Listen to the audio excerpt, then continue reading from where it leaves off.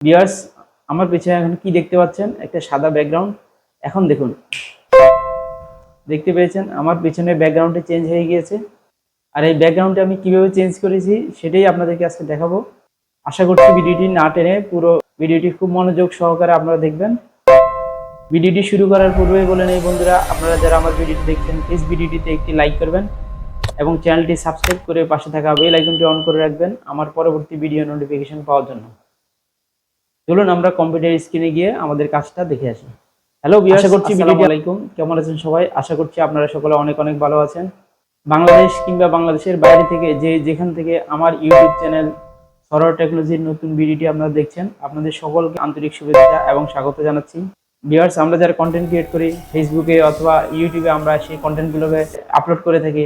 আমরা জানি একটা ভিডিওর পিছনে যে ব্যাকগ্রাউন্ড থাকে সেই ব্যাকগ্রাউন্ডটা কতটুকু গুরুত্বপূর্ণ।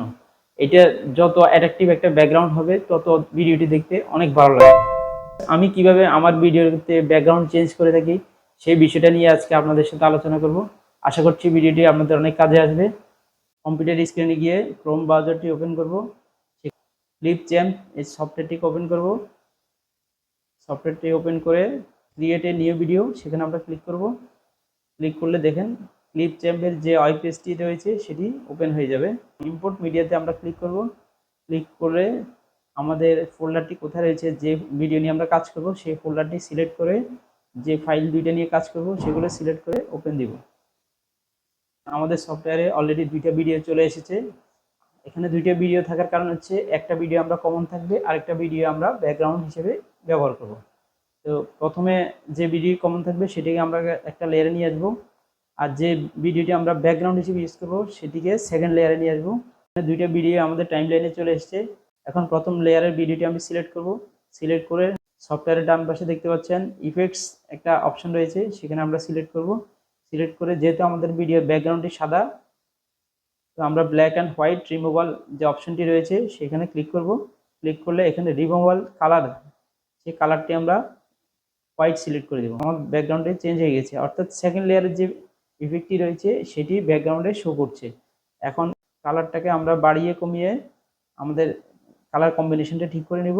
কালারটা ঠিক করে আমরা প্লে করে দেখি কেমন হয়েছে। আপনারা দেখতে পাচ্ছেন এই ভিডিওটি কেমন ছিল আর এখন কেমন দেখাচ্ছে, কি অসাধারণ এবং অনেক চমৎকার লাগছে। আমাদের পুরো ভিডিওটি জুড়ে হয়তো ইফেক্টের প্রয়োজন হবে না, ঠিক যতটুকু ইফেক্টস দরকার হবে ঠিক ততটুকু আমরা কাজ করব। ভিডিওর বাকি অংশটা আমরা ডিলিট করে দিব।